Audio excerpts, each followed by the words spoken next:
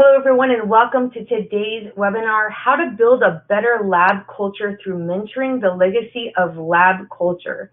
I'm Susie Valdez of LabRoots, and I will be your moderator for today's webinar. So let's get started. I want to remind everyone that this event is interactive, and we encourage you to participate by submitting as many questions as you want at any time you want during this presentation. To do so, simply type them into the Ask a Question box and click Send. We'll answer as many questions as we have time for at the end of this presentation. And if you have any trouble seeing or hearing this presentation, simply click on the support tab found at the top right-hand corner of your presentation window, or report that problem by clicking on the Ask a Question box located at the bottom right of your screen. I now present today's speakers. First, Dr. Jeffrey Moore, Beckman Institute Director at University of Illinois, and Urbana Champagne Stanley O. Eikenberry Endowed Chair Professor at the Department of Chemistry and Material Science and Engineering, HMI Professor. And joining him is Dr. Jennifer Heemstra as an Associate Professor and the Director of Faculty Recruiting and Development at the Department of Chemistry at Emory University. Welcome to both of you. Thank you for joining us today. Jennifer and Jeffrey, welcome, and you may now begin your presentation. Well, thank you so much, Susie, and I will say thank you to the Beckman Foundation and the organizers of the symposium for giving us the opportunity to join you for this talk. And as Susie mentioned, this will be an interactive talk, both in that we encourage you to start dropping questions in the Q&A, and also we are going to, in a little bit, have a Jamboard where you can, at a few different times, that link is in the abstract, but if you're seeing it, don't go there yet. We'll get there in a few slides. So just hang on. We'll have some instructions. Don't start answering yet. But we'll get there soon. But I want to start just by introducing this topic of lab culture and why we said the legacy of lab culture. And that's because every lab has a culture. The real question is whether or not it's the one that you want to have as a faculty member, or the culture that you want to be experiencing as a student or postdoctoral research. And as faculty, when we establish our labs and then continue those, our lab culture is certainly based pretty heavily, especially initially, on what we've experienced in our own experiences as students and postdocs. And then certainly we put our own personal spin on it. And so I will just upfront admit that when I was asked to talk about this topic and was given the opportunity to speak together with Jeff, who this was not an introduction, but is my own PhD advisor, and I realized that to talk about this topic, we have to think back to our own experiences as PhD students, and I realized this would give me the opportunity to find out what my PhD advisor was like and experienced as a PhD student, and that was just absolutely irresistible. And so that, I'll admit that, and the fact that I love this topic is why I'm here. But Jeff, what made you excited to talk about this topic? Well, thanks, Jen. First of all, I would mirror what you already said. So we've had a lot of conversations over the years, and we've learned a lot from each other. So I think having a conversation right now is a great way for us to continue that experience. So I was excited to do that with you, but you chose the title, and in that title, what's more important than legacy? The things we leave behind, and especially when that legacy relates to the culture of our lab. So I thought to get us started, I will present a little bit of a seed, plant a seed about, thinking about success as maybe our legacy, or respect as our legacy. And so I want the audience to begin to be thinking about those two ideas, success and respect. And I'm going to use Robert Sapolsky, who's a professor at Stanford in psychology, he's a neuroscientist who studied the effect of stress on relationships throughout his whole career. When it comes to success, this guy's, incredibly successful. He was a MacArthur Genius Award winner in the 80s. He went on to have a brilliant career, really helped relate through the observations of primates, the understanding that, stress really adds some major, in fact, unhealthy hurdles in our life. And so I was listening to a podcast, Jen, and, I was intrigued throughout, but at the very end of this 2-hour podcast, this question was dropped, and the podcaster, the host, asked Sapolsky, what advice would you give to your 25-year-old self?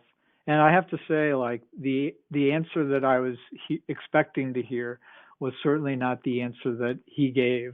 And the answer he gave was, be less ambitious. And so that pretty much gave me pause, as I was probably out for a run or something. Yeah, I was gonna say, I need to ask, like, were you out running and then you heard that? When I hear things like that, I feel like I stop running. I have to get my phone out and take a note. And did you literally stop running? I'll tell you what I did. I stopped and I said, what's the timestamp on this? I'm going to go back to it. I went back many times and listened. How many times did you listen before you believed it? I'm still counting. Anyway, I think I tried to unpack this, and, here I heard a whole 2-hour conversation about stress and the damaging effects it can have. And I thought at first, my first answer was, oh, I see, it's really this issue here that, maybe we're not going to be our best selves when we're under this incredible pressure. I guess that depends on, like, how do we define our best selves? How would you define that? And has that changed over the course of your career? Let me wait and get to that. That's going to be coming up a little bit later on. But I thought I'd go back to this idea that I tried to seed, and then, thinking about this background, success and respect. I'd like to know what, our audience thinks. Is that what defines our legacy or not? Yeah, I will be very curious to see what our audience thinks as well. And so now you can go into the abstract and click on that link, and we want to hear from you. And so if you're familiar, this is going to use a Google Jamboard. If you're familiar with Jamboard, the only thing you need to know is only do slides 1 and 2, and then stop. We will get to the rest of the slides later. And feel free to go there and start leaving thoughts. I will keep talking really quick for anyone who is new to Jamboard and just give you a quick little orientation on that. So it's a great interactive tool on Google. Doesn't work quite like how other Google Docs do, but if you look on the left-hand bar, halfway down, there's a little thing that looks like a sticky note. You can click on that. You can choose the color of sticky note you want to post. You can type out your message and click done, and then it will appear there, and you can move it around and resize it. And then you can also, there's some like drawing tools, so you can leave a smiley face or a heart or an exclamation point next to someone else's post if you want to. So Jeff, should we navigate over to the Jamboard and see what people are posting? I want to see this thing light up with all kinds of interesting colors and phrases, and I want everybody to get involved and sort of, join us in your thoughts. So we're seeing some great stuff right now. Numbers of citations, absolutely something we can count. It's a perfect example of what we all start to think about success. And just real quick, after you do post them, then move them around so that they don't all end up on top of each other. I'll kind of help move some of these too. Let's fill this board up. Yeah. Whoever said happiness, that's good too. That's absolutely. Having lots of impactful publications. I think that's what I probably thought for a lot of, my time in graduate school. I'm Happy on over the cutting on the edge. respect page. Oh, is anything happening there yet? It's starting to fill up too. Oh, those are looking really good. I'm liking incredible patience, knowing your limitations, trying to inspire junior scientists. That sounds like something we might be talking about. I feel a little bit seen, I will admit, by incredible patience, because after a year and a half of pandemic and having young children at home, I have realized that my patience has a long way to grow. But maybe then this can be aspirational. It offers me a chance to build that respect. Not afraid of failure. Oh, I love that one. Not afraid of failure, Jen. I think you can relate to that one, right? Yes, that one hits personally. On so many levels. I still work on that, but at least I know I need to work on it. It's a powerful one. Oh, these are looking really good. Do you notice any themes here, Jeff? Yeah, I think so. I'm starting to see things that are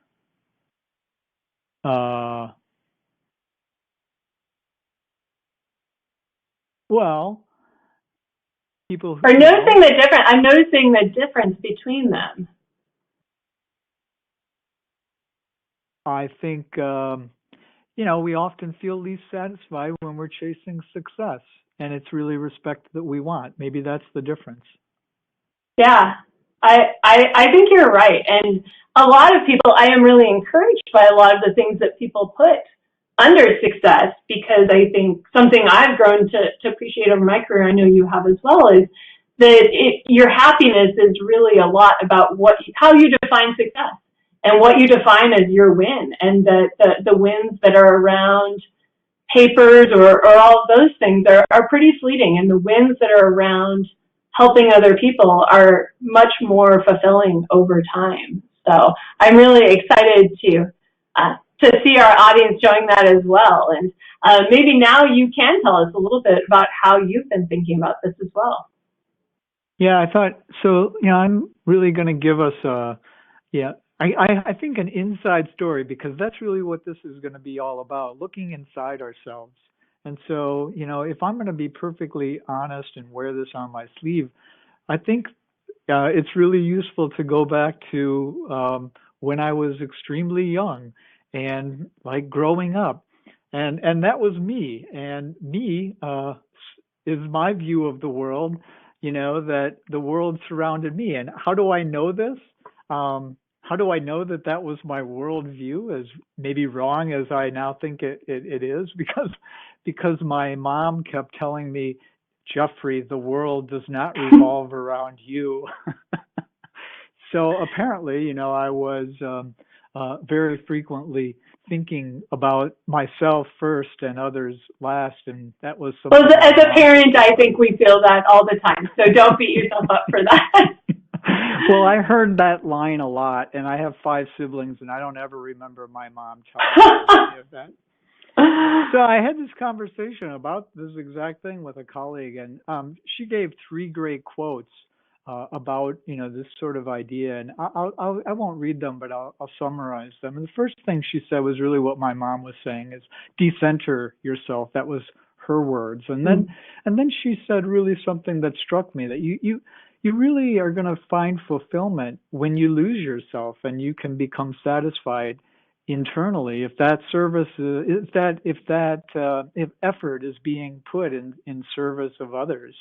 And then the last thing she said really is like, but don't worry, if you don't get it all right the first time, we're all stumblers, and eventually we'll pick it up. And so I think the bottom line, if I could distill it all down from this conversation, which will get us rolling, I think it basically comes down to this point, and that is, what success looks like to the world doesn't really bring the kind of fulfillment. And I think we even saw this on the Jamboard, right? I mean, that was even brought out there. And so I think let's start with, asking the question, how is it that we get this so wrong? And, there's certainly, I think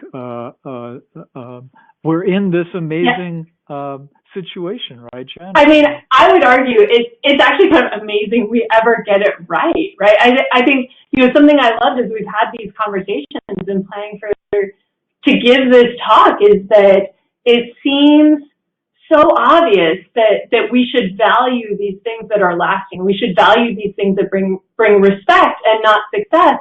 But that when system, our academic system is perfectly set up for us to get this wrong, right? You know, if you think about a faculty life, I think we've had this experience. I know many in the audience are, have as well, or maybe hoping to someday.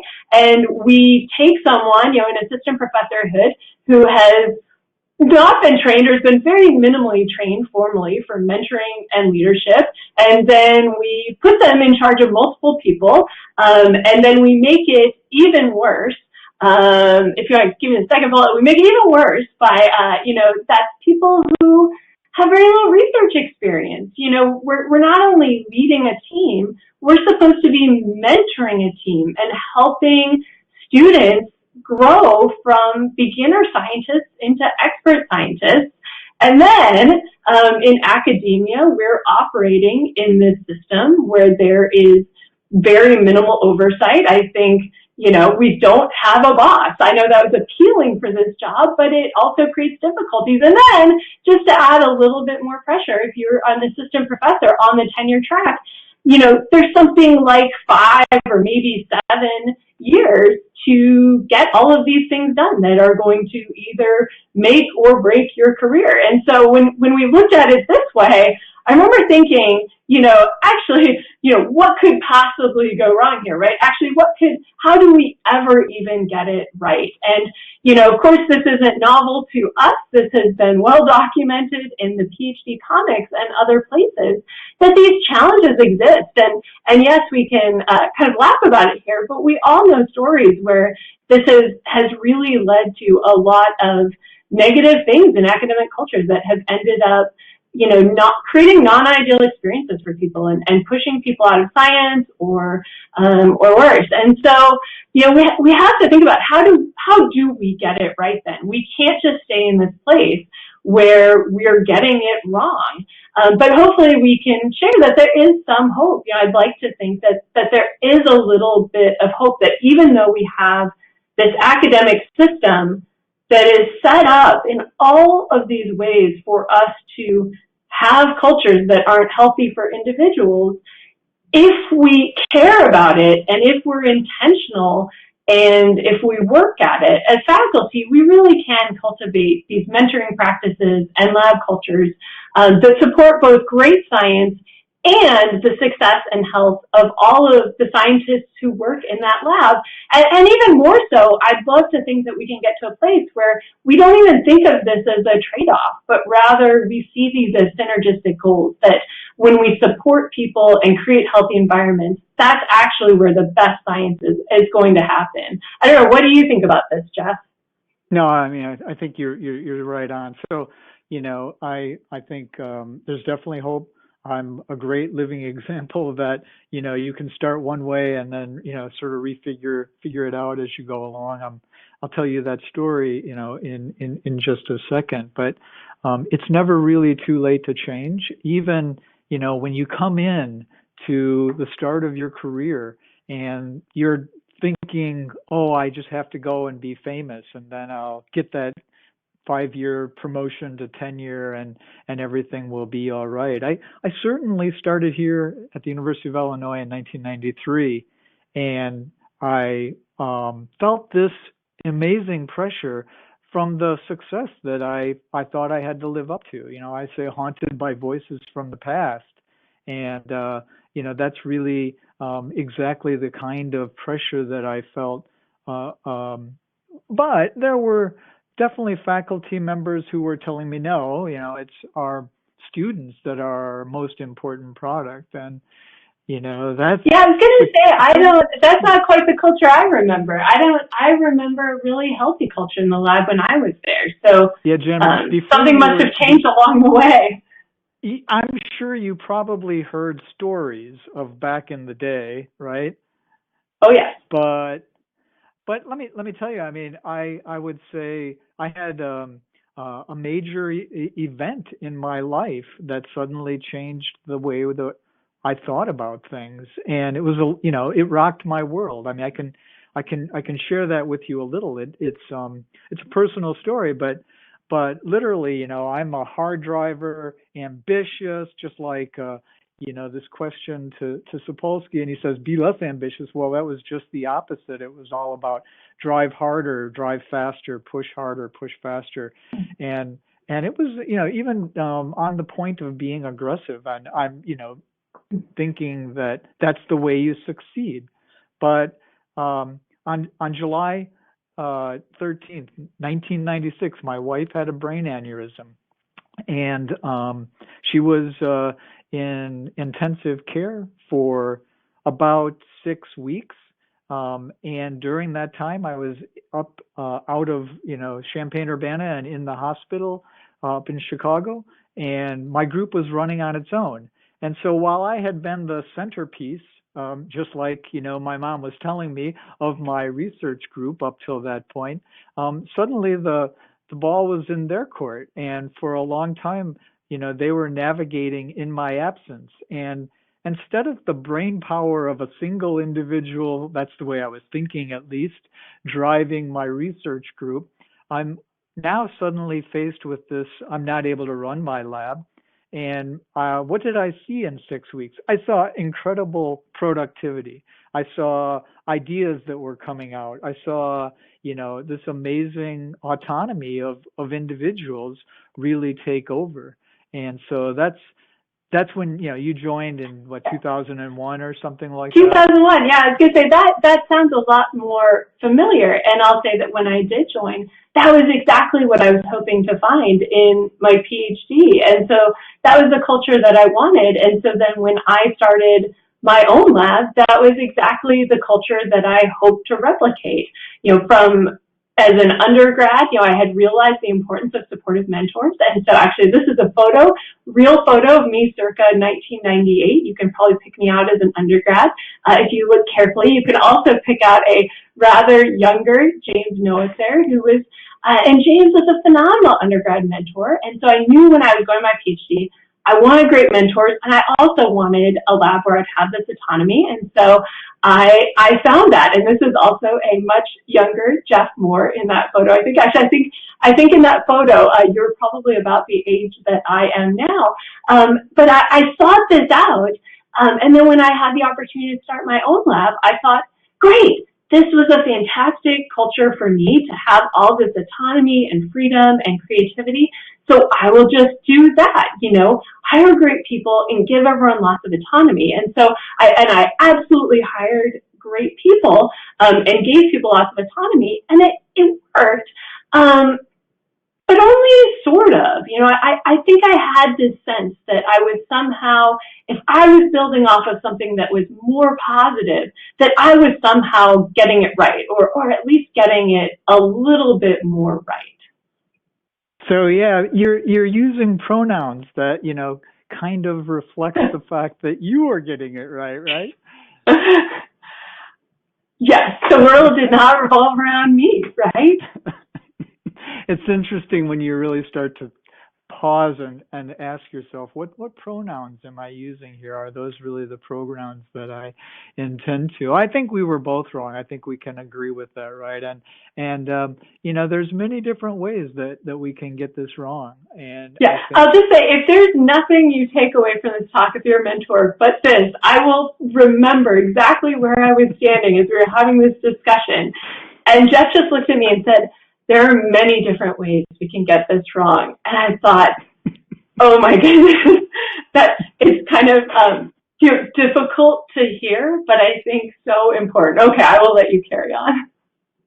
No, I was just, thinking like maybe we can try to give some practical advice to the different people in the audience. We have a lot of, undergraduates. We have graduate students and postdocs, and we have, some leaders, academic leaders. So I think it's useful to try to bring some practicality to the ideas that we've been talking about.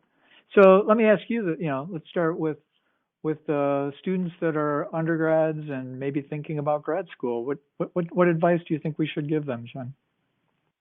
I'd say lots of advice, and I'm going to focus this on how to find a great mentor.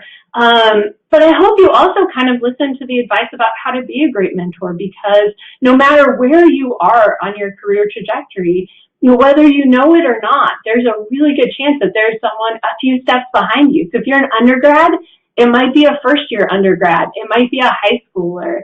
There's always someone who's looking to you as a role model, and probably you are mentoring people whether you know it or not. And if you're here and you're an undergraduate and a Beckman scholar and all of these great things are happening, you're going to be a future leader. And so this is going to become really, really important no matter where you go. Whether it's academia or industry or government, you are going to be a leader. So if you're here and you're a student or postdoc at any point in your career, you're a leader now and you are absolutely going to be a leader in the future, and this will matter. But if you are an undergrad and you're thinking about grad school, I will say that your choice of PhD advisor, no pressure, but it's probably one of the more important choices you make in your career. I know it was the most important choice I made in my career. It's the best choice I made in my career. And that's had just tremendous impact on everything over the last, 20 years. And so, given that, that this could impact you over your whole career, but the science you'll do is only going to be, 4, 5, 6 years long.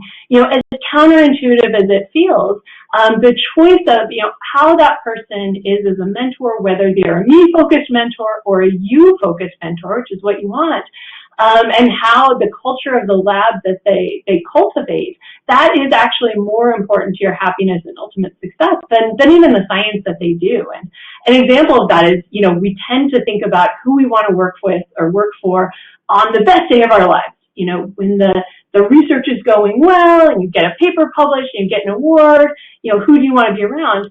But really for this decision, you kind of have to do the uncomfortable thing and think about, you're actually much better off to think about the worst day of your career, or your life.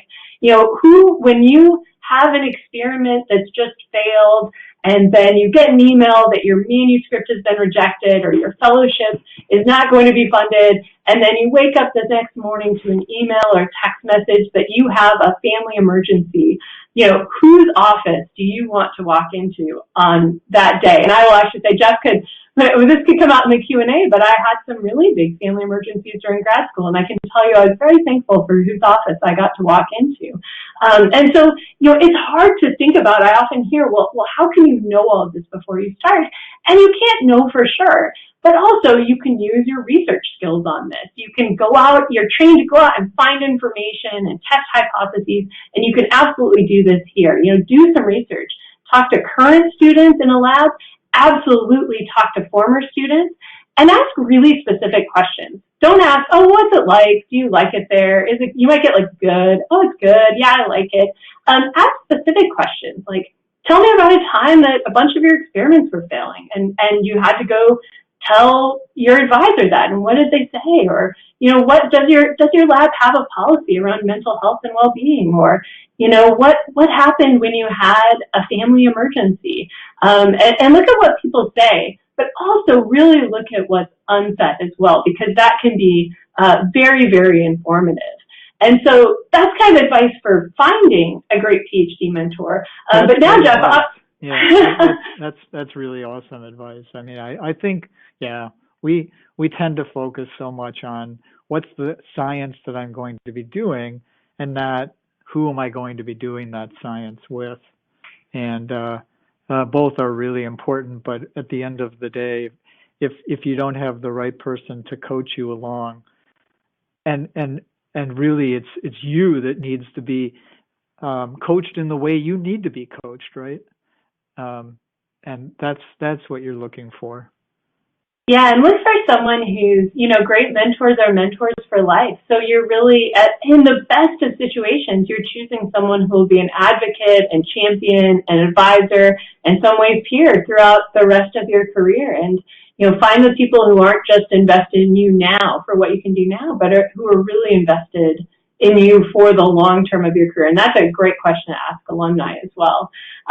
So yeah, Jeff, for people who have already made that choice of a PhD advisor and are in grad school or are postdocs, and who are, either thinking about a faculty career, but really maybe thinking about any career that would involve them going out and mentoring a team and being a leader. What advice would you give to them? How do they manage that pressure to get all those metrics that were in the success box but still doing all those things that will earn them respect and really, creating what they want for the people around them.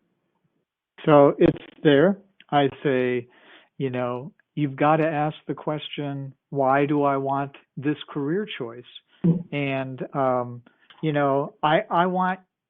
I really want to encourage people to be intentional about answering the why, because, and that's why I say write it down and even speak it. I mean, when you speak it, it's like it's real.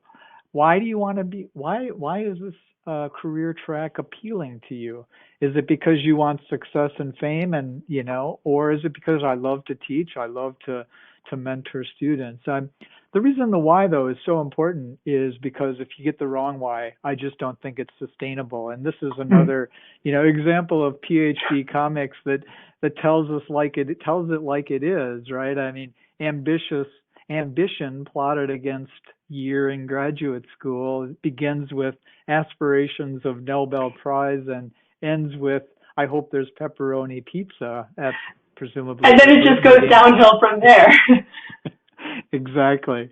But, I think the why is also able to get us thinking about things in a way that is sustainable. And, maybe your ambition shifts. Our experiments are always going to be there, and they're always going to be a little different. But what's really, I think, going to be consistent in every setting is really the people. And so let me give you an example, and it's only one, about like a sustainable why. First, maybe you come in and your answer to the why is, I really want to train the next generation of leaders. And then you might say, well, how am I going to do that? Well, maybe I'm going to intentionally gain experience in, say, team science, because I maybe think team science and big projects, collaboration is going to be the way of the future, and I want to train the next generation leaders in that. So get some experience. There's a picture of some members of my own lab and my collaborators doing what was definitely a big experiment. There's other people even involved in this that are not on camera there. It's engineers and chemists. They all came together. And so clearly these people are, thinking about and living that experience of gaining some team science work. And then, it's really, no matter what choice you might make, and, if it's team science or something else, it's really, I think, seeing research as a vehicle for training, and everything that comes with it, like failure, right? And that's, an incredible vehicle that we can all learn from. And so that's really the advice that I'd give to the people who are thinking, what's the why? Write it down, speak it, and then, try to make it part of your training. It's that journey that you're on. That's going to be able to keep you sustained and really build that momentum. Okay, Jen, let's talk about the people who are faculty members. And, I think back to my career, this wasn't even on my radar screen. So maybe suddenly we're starting to, see a shift in that, but people still really didn't get the training, right? Yeah, that's a huge challenge. I'll say, if you are still a student or postdoc, if you're a student or postdoc, if you have a chance, definitely, take the opportunity to learn about mentoring and leadership and start building those skills in really intentional ways right now. And if you're a faculty member, it's not too late to learn. I received great training, but not really in this. A story I like to tell is that, the day I realized that conflict resolution was part of my job is the day that there was a conflict in my lab and I had to resolve it. And I remember finding out about this. After finding out about it, I closed the door to my office. I resisted the urge to, climb under my desk and hide. And then I think I opened up my computer and Google searched conflict resolution.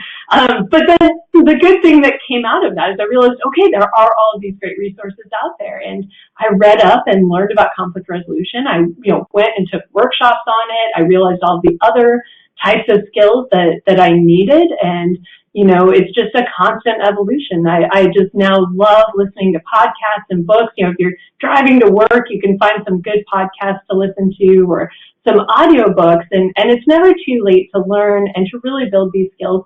But I'll also say that, you are literally surrounded by people who are experts in your leadership and mentorship. And that's because they experience it every single day. When they're at work, they're experiencing your mentorship, they're experiencing the culture that you've created in your lab. And so they are the best people to ask and really to engage in this process, of asking, bringing your group together and ask, what do you value and what do you want to have as your culture? I think this is something where it's actually essential to bring your group into this discussion, have your group leading this discussion, because you can say what you value and what you want to have as a lab culture, but it's completely ineffective because the me is still in the center. And if other people don't buy into that vision or haven't created that vision, it's just not going to stick. And so actually our lab over the past couple of weeks has been revisiting this. We did this a few years ago and we generated this word cloud that you see. The group did all the brainstorming, even decided how do we visually represent this. But even now, a couple of years later, we've changed as a lab. So we're using a Jamboard to ask some questions, and we're going to synthesize that into something probably even a little bit different of the culture we want to have now. And also with your mentoring, ask people in your group, solicit feedback. I started this about 6 years ago by just opening a Google Doc and saying, give me feedback on my mentorship. Wow, was that an eye-opening, terrifying, challenging, but ultimately very, very rewarding and transformative experience. And now this is just something that we do every 6 to 12 months. And we've even evolved to where most people sign their feedback because we've created enough trust for that. But, the idea isn't that it has to look a certain way, but just that you put mindfulness into developing those mentorship and those leadership skills, and then also be especially mindful to hearing and just listening to the people who you have the tremendous, I think, just privilege and opportunity. I think I have such an amazing privilege and opportunity to get to work with every single person in my lab, each colleague in my lab. And so what better way to spend my time than to listening to what they want to have our group be like and how I can be better supporting them. And what I'm hearing from you is, it changes, right? Where the emphasis is placed and what you're going to raise to the top of, your group relationships and involvement and advice and guidance. It's something that's not constant, but it really is dependent on what the group makeup is at the time, right? Yeah, it changes, and it's definitely the group makeup. And I think even what we're seeing now, I see this in myself, that the experiences we've lived in the last 18 months have significantly changed what we value. Every time I go back to our group policy manual, I read it with a new set of eyes as a new person. And I see things that I've written a couple of years ago, and I think, oh gosh, that isn't the message I want to be conveying. That's not in line with the sort of culture that we want to have. And so we're always going in and editing that. It's really a lot of fun. So that's if you are a faculty member. And, let's finish out by talking about what if you're an academic leader. And I would actually argue that if you are a faculty member, you're an academic leader because you're in academia and you're leading a team of people.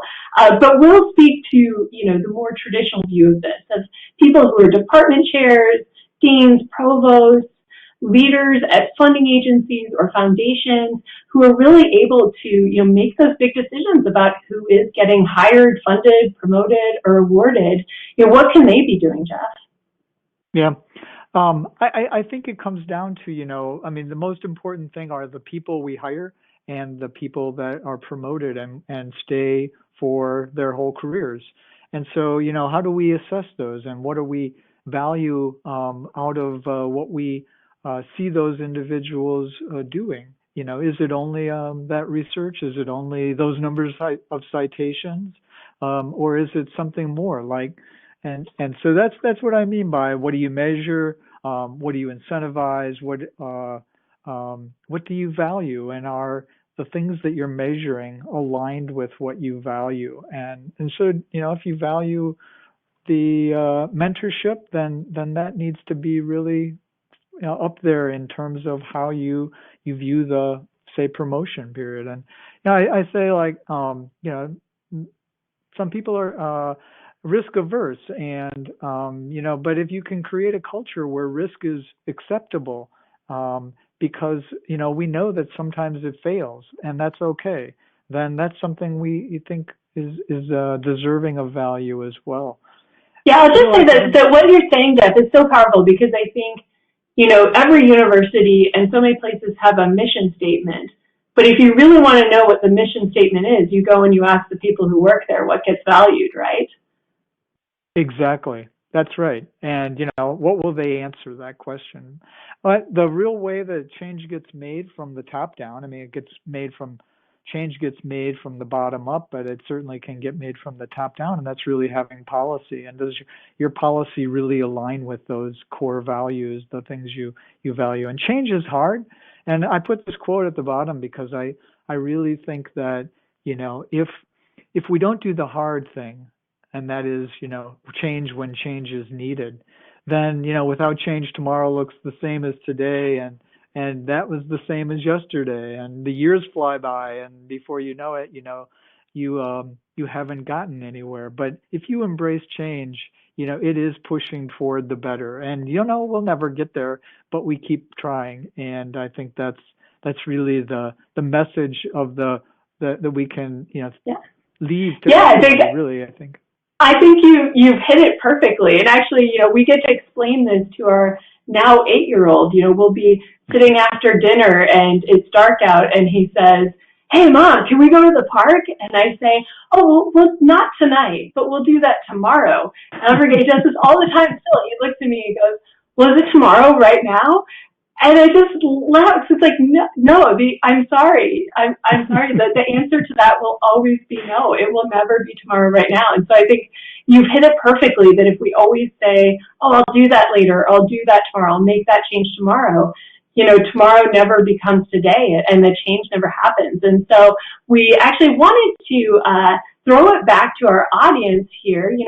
I think it's, you can go to a talk and hopefully you've gotten some good information out of this, but I think the really important thing is an action item, something that you commit to today and start working on today that is going to create change for you tomorrow. And so head back over to the Jamboard, navigate to whatever slide best describes you. I know we probably don't capture everyone perfectly here, but just head wherever you relate to the most, and just take a quick minute or two to post something about what are you going to commit to do in the next, let's just say, month.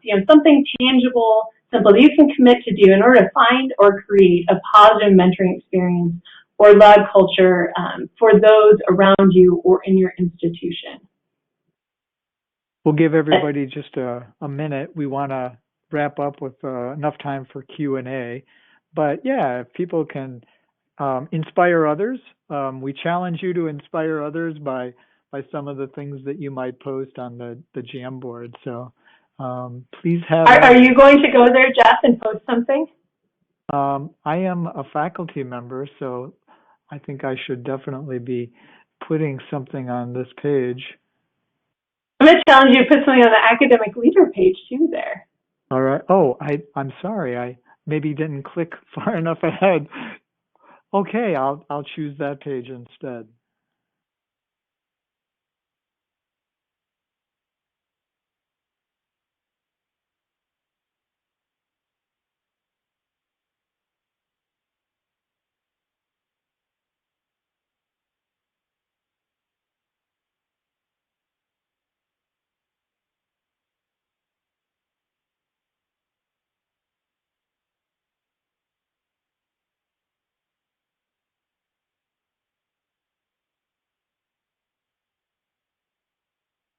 All right, we're getting some few answers popping up. These are really great. Oh, I love seeing this, that someone on the grad postdoc is already looking ahead and says that they're going to solicit feedback from the student mentees about their mentoring style. Whoever that is out there, that's amazing. on developing a list of lab values, mentorship goals. The future is very bright. I can't wait to have whoever are writing these. I'm really excited to hopefully you might be someone I know now. I don't know who's writing any of these, but hopefully we get to meet and keep being colleagues.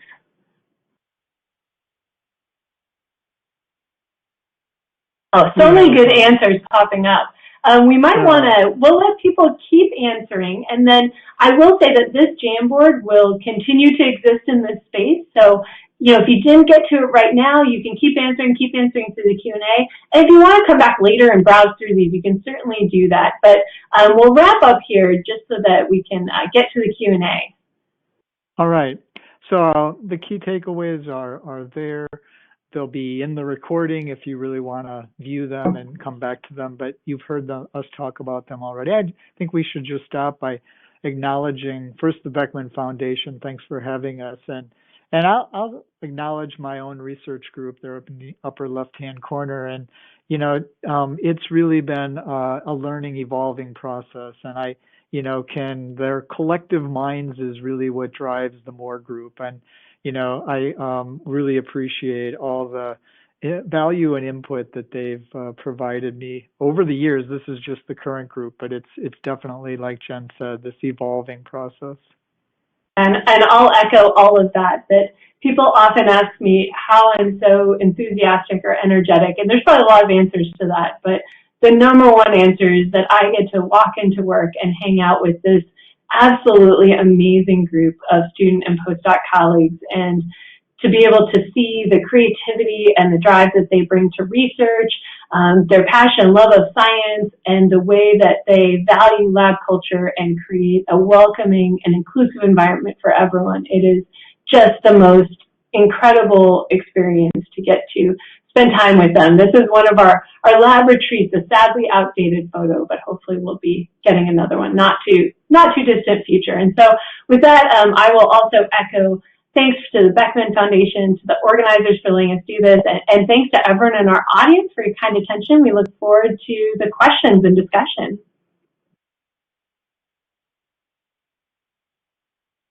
And I want to thank you both for your informative presentation, and we will begin the live Q&A portion of the webinar now. If you have any questions you'd like to ask, please do so now. Just click on that Ask a Question box located at the bottom right of your screen, and we'll answer as many questions as we have time for. And it looks like we already have some great questions coming in. Our first question, and either one of you can answer any of these or both. What if there isn't a lot to take from the people who were in the mentor role for us? Not a lot of positive to draw from. Where do you suggest we begin if that's true for some of your audience members? Jen, you want me to take that? Yeah, I'll let you start and then I'll chime in.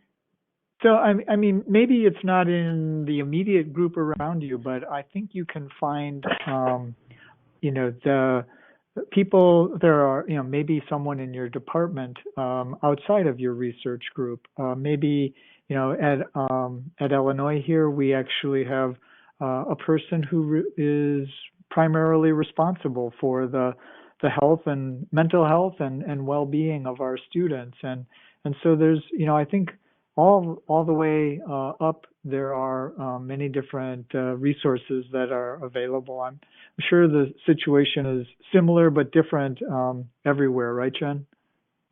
Yeah, and I'll say, it's a question that I hope someday we just don't. It doesn't have to be asked, and so I'll say that.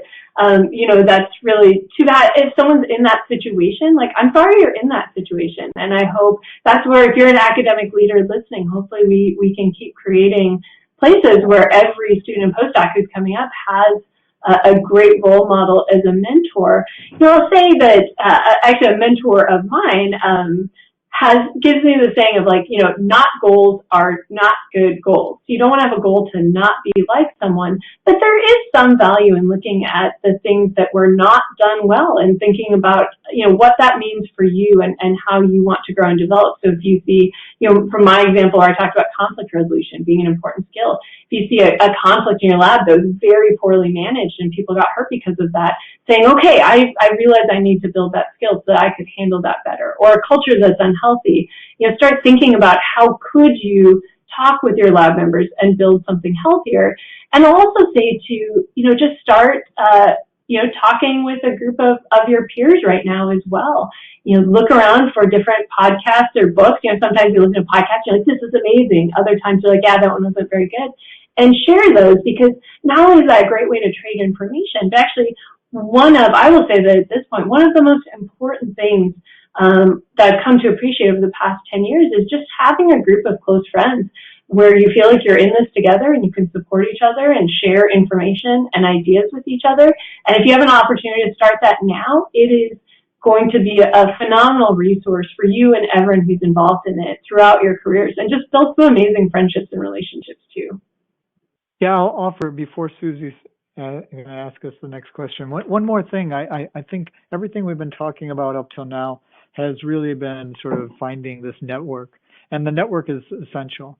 But I will also say a lot of what we can capture in, say, journaling. If you were to journal 10 minutes about your mentoring journey, where you are as a mentee and where you are as a mentor, and who you're mentoring, that level of reflection day in and day out consistently over time really causes you to see the pieces, I think, in ways that you may not otherwise realize it, when you can look back and see how the breadcrumb trail has spun out in the way that it has. So it's also really good just to, if you want to go then have a conversation with someone, either for advice or actually to say, these are some of the problems I've been having.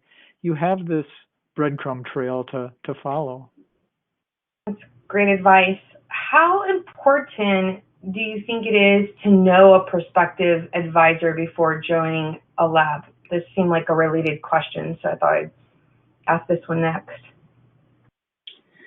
Yeah, I'll tackle that one maybe. That I don't know that you need to know them. That's always helpful, but I think it's incredibly important to know as much about them as you can. Rarely will you get a chance to actually personally know and interact with someone for, years and years before you join their lab. If you have the opportunity, that's amazing, and that can be really great.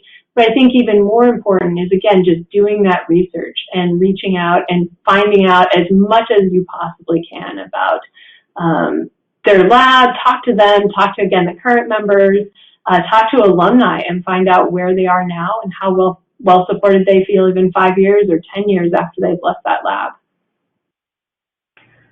Thank you so much. Now, first I want to thank our audience because there's so many great questions coming in. We'll try to tackle as many as possible today. Do you have any recommendations for facilitating lab group meetings that culture a healthy and productive lab culture? And there's a second part, open discussions each week. One lab member presents per week, structure for feedback. And they also add, thank you for this wonderful talk, super special, very helpful. I think we both probably have something to offer on this one. I'll start and just say, actually tell you a little bit about some of the ways my own group meetings have evolved over the years and how they are, maybe I'll just say like what I think we've developed right now, which seems to be working very effectively. So we start with one or two members of the lab taking 5 minutes and present a diversity and inclusion moment. And this turned out to be a little bit awkward. I'll have to be perfectly honest with you and say, like, initially it wasn't necessarily the easiest thing to get off the ground. But we kept at it, and we had some people. This is kind of key, it wasn't me driving it.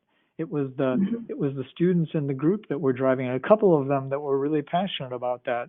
And so we spend 5 minutes now, and now it's much more, doing it week in and week out, it really does become habitual. And then you start to see a lot of other members engage in the conversation, and you see the quality of and depth of thought and where people are finding ideas to really elevate and become very meaningful and get us thinking in ways we hadn't thought. And then we have a safety moment, and then we have one researcher who presents during the time. So Jen, you want to take, and I know you guys have really sharpened your own group meeting skills, right? Well, I'll add on something to what you said, or amplify something you said, which is that it's always changing. And I think that's one of the really, maybe a really, really important takeaway from this is that our leadership and mentorship, it's just like our research. Year after year, trying new things, seeing what works, experimenting, figuring out what worked and what didn't, and moving on and constantly evolving things. And, similarly, we started introducing a professional development talk. I give group meeting often, or I present at it on professional development. And then over time, we realized, well, every month, one of these should be devoted to diversity, equity, inclusion, or talking about issues within our university, within broader society, things like systemic racism and sexism in society, the Me Too movement, all of these different topics and how they impact us in academia as well. And I think that maybe one of the most important things, though, there's all of these structures that are possible, but I think a lot of it comes down to what we model, because really actually one of my leadership icons or someone I read a lot of their stuff is Patrick Lencioni, and the foundation is trust and candor. And you building that culture of trust and candor, you can map that on almost any set of programming, and it's going to do well. And that starts with us as leaders. It starts with us earning trust and modeling candor and being vulnerable. And I think that when we do those things and we create that standard, then it's a chance to lead by. And maybe it's one of the few times that it's okay to focus on ourselves when we think about holding ourselves to an even higher standard than what we want to cultivate in our group. Thank you both so much. Our next question, do you have colleagues with the same philosophy about mentorship and healthy lab cultures? And would a shift into department culture, department politics be beneficial to your research and work experience? How can this be encouraged? That's a great question. Mm-hmm. Fortunately, I can say that I actually do have colleagues that I can go to and talk about, and they're supportive of, developing a group culture around mentoring. And it's not every one of my colleagues. I mean, there's as many different styles as there are groups, but and so at the heart of this question really is this idea, which I wish I knew the answer to, and maybe Jen has some insight in, and I think that is, how do you change more than just your group, is something that is a little bit smaller, a little more intimate, comes together regularly, and so there's a lot more opportunity to shift and move, and yet, the bigger question is like, how do you do that at a department level? Yeah, that is the challenge. I was reading this and just, would a shift in department culture be beneficial to your research and work experience? It's like, I just want to be like, yeah, so much so. But yeah, how can you encourage that? I think, again, it comes down to part experiment. I think that there are the grassroots things, and then there's the top-down things. And I think top-down, this is where academic leaders can play a huge role. What gets valued gets repeated. When leaders show, say in tenure and promotion decisions and packages, that mentoring and things like diversity and inclusion and creating a healthy lab culture, when that matters in the way that we have a reward system in academia, then there's going to be a lot more attention on those things and a lot more intentionality given to them. So I think academic leaders have a huge opportunity here to make a big difference. I'll also say that for us, we can also move this. And I think even, though you shouldn't have to, if you're a student or a postdoc in a group, you have some power to still, create agreements among your colleagues about what you want to value and how you want things to be. One just real quick example I'll give at the faculty level. This was an experiment that worked, and then it didn't work the next time, but it was still great when we did it. When I had moved to Emory, I said, hey, there's all these skills that I need and I don't have, but there's all these great books. And I love reading these. I'd love to have people to read them with me. Would anyone else want to do a little book club? We'll all get a book. We'll read it. We'll sit around with some snacks and some wine, and we'll talk about it. And we read Kim Scott's Radical Candor, which has been so impactful in my leadership. And we got together and we talked about it. And we talked about some of our struggles as mentors and shared those. We talked about, shared ideas where we can do better. And I think maybe most importantly, it gave us this common language to then keep having those conversations. And so we tried to do a second book, and then everyone was a little burned out at that time, and we never got it read. But maybe we need to come back and try it again. Wonderful. Thank you both. This next question, very similarly, if either of you have tried and fostered a lab culture of take the work seriously, but don't take yourself too seriously, do some students find that hard to actually strike that balance? And if so, how can we help them? That's another awesome question. Yeah. I don't think I've ever been asked that question before. That's a good question. I don't think I have either. I'll be curious to hear your answer, Jeff. I can go first if you want, or do you want to go first? Ahead. If you go ahead. I'll probably regret going first, because then when Jeff starts talking about all of that, and I should have taken 3 more minutes to think. I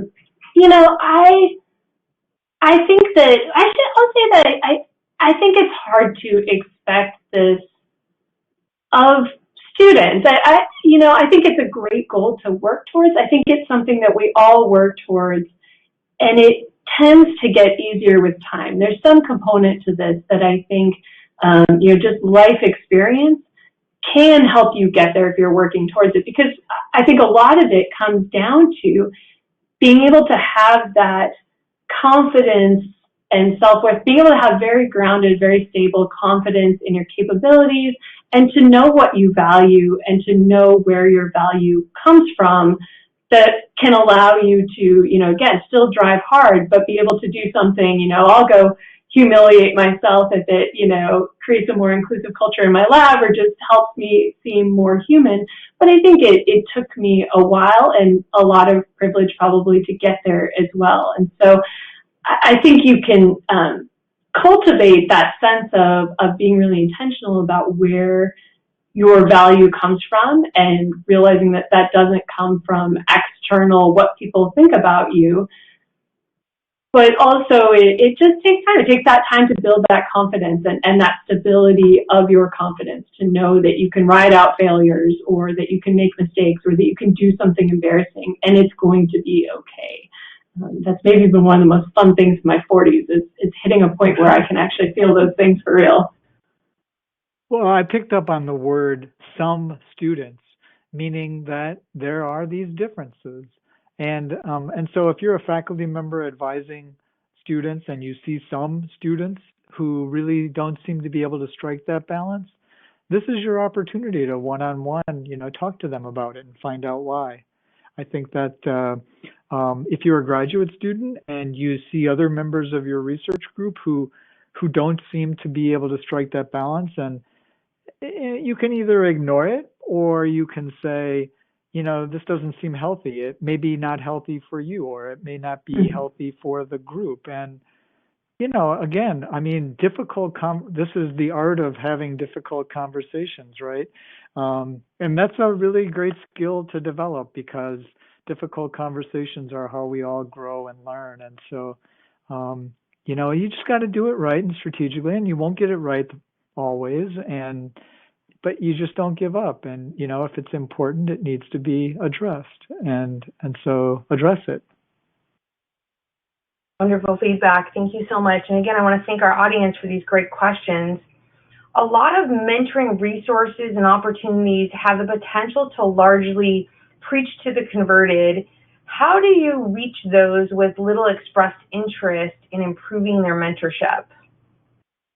Yeah, that's a great question too. I think this comes back a lot to, the culture of the department, which, starts, this is sort of a top-down view, but with your department head or your department chair.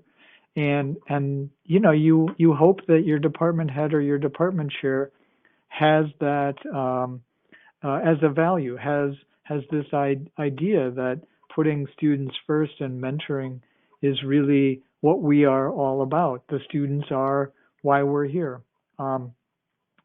If that doesn't come from your leadership, then it really has to be begin by a grassroots effort. But you know, it's got to spread. And I think, you know, Jen and I will both agree that, and it comes back to what we said at the very beginning. You probably are never going to be your best if you're always pressing the pedal to the metal. And when you can show examples of labs that operate in this healthy way and that are not always this aggressively ambitious, overly ambitious lab, then point to them and say it can be different and still lead to really phenomenal outcomes that we all see, you know, from this worldly view of what success is. It would be defined as being successful. Yeah, I agree with all of that. I think that gap, I wish people could see that gap between success and respect, because I think you hit it earlier too, that, you know, we chase success, but what we really want is respect, and helping people to see that, you know, engaging in growing as a mentor and trying to show up and be better and better in serving the people that we get to work with is really a path towards respect and towards that fulfillment. I'll say too that, you know, I love this question. This is a question that's like, do you know my secret sauce at 2 a.m.? Because a lot of it is this. And something I think a lot about and I've seen be effective is, you know, to think about that person, what's valuable to that person. You know, they may not want to grow as a leader or mentor just inherently because it's going to be better for the people in their lab. Even if they want to, they might not. But is there a different reason why they might be encouraged to do that? And so I call it, you know, kind of like cynical value proposition of how can you inspire someone.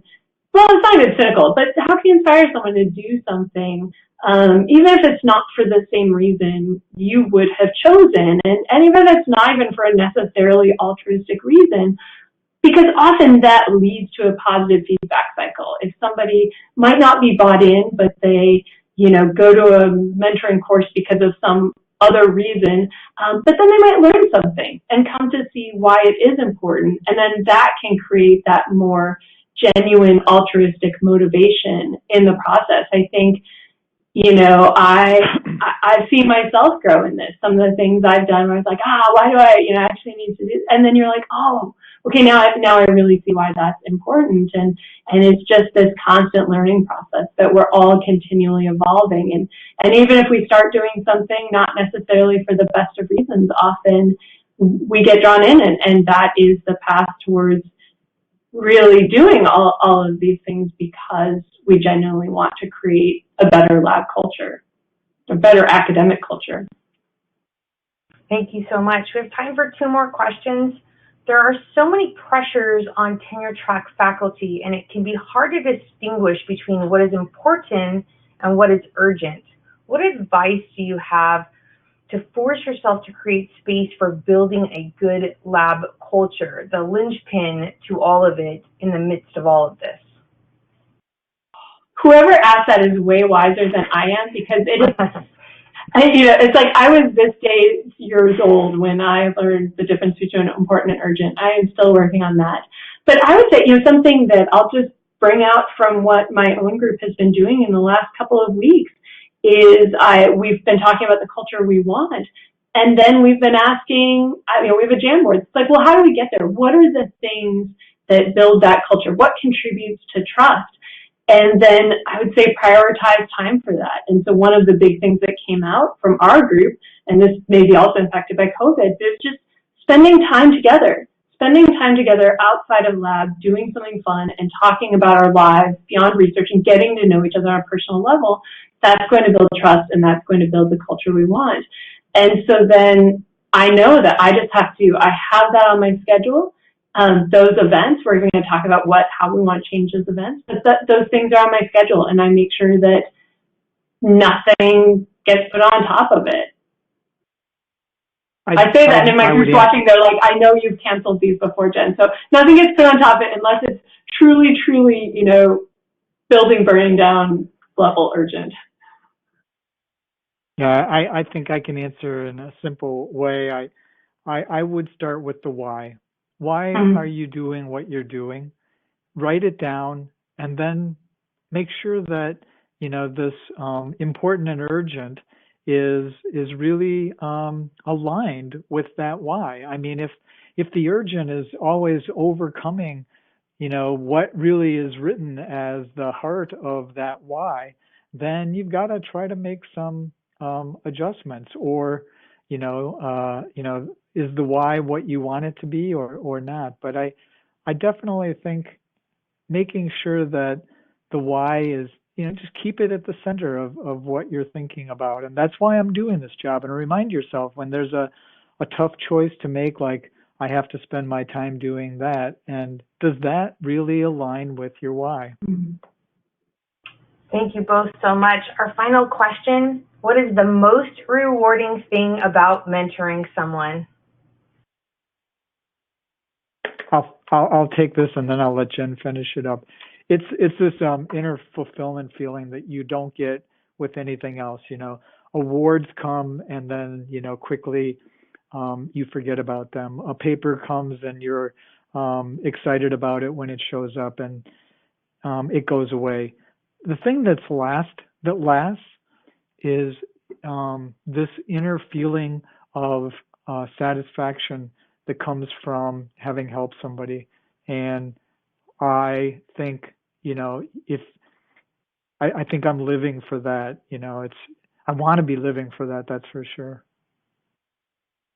Yeah, I'll agree with all of that. And I think, it probably is a little bit different for each of us depending on our personalities, because I'll say that, I could take you my old personality assessment, that I'm a very people person. So I'd say all of that, but for me, it really comes out in the relationships. One of the most fun thing to do is to spend time with the people I currently mentor, and to hear about their lives and their goals, and have conversations about that, and just to appreciate the incredible ways that they're thinking about things. Gosh, is nothing more fun. But a close second, or even a tie, is to be able to be traveling or be at a meeting and get to meet up and enjoy a dinner with someone who has graduated from the lab, somebody who I have mentored in the past, or to have a phone call update and just hear about all of the things that they're doing now, and just to be in absolute awe of the way that they are accomplishing things and doing research and thinking about things in ways that I never ever could. And to realize that, you got to play, I got to play this, tiny little part in their story, but also just to get to realize that as you have those mentoring relationships, those are relationships that can continue throughout your whole career and throughout your whole life. And I think, relationships with other people are one of the most deeply fulfilling things that we can experience. And it's just an amazing opportunity to build really lasting, powerful relationships and friendships. Those relationships, Jen, I know we're running over time, but those relationships are really built by the journey, and not the destination. The destination is, we got to get the paper out or whatever, but it's really the journey that really is that thing that lasts, that's fulfilling, and that's where those relationships are built, right? Absolutely. And you never know, maybe 20 years later, you're at a symposium giving a talk with your PhD advisor. Jennifer and Jeffrey, thank you so much for your time today. Would you like to provide any final comments for our audience before we close? I'll start with you, Jennifer. Oh, man. I think, we already said, I think I'll just say that, if you're not thinking about mentoring, it's okay, but it's just, mentoring. I know we've gotten to mentoring. Sorry, I'm going to sit here because I did not see that question coming. But I think thinking about mentoring and lab culture, it's one of the most impactful things you can do. At the end of the day, all of us want to have a positive impact on the world, to leave the world a little bit better than we found it, leave each place we are a little bit healthier than we came into it. And I think that the further you go in your career, the impact that you can have through the culture that you create as a leader and a mentor, and the ways that you build relationships with the people that you mentor, and the ways that you encourage them and put their success first, it is probably one of the greatest opportunities that we will have definitely in our careers and also in our lives, to really finish the journey, as Jeff put it, feeling like we have had real impact. And I think that's incredibly powerful. Yeah, I'll just follow up on that and end it in a very short way. I think if we keep in mind that the journey is the destination, and really enjoy that travel on that journey every day, and that's, you got to take that moment as really very special and make the most out of it. And honestly, we're all shooting for those big destinations, but think about the destination as the journey. I want to thank you both for mentoring us today.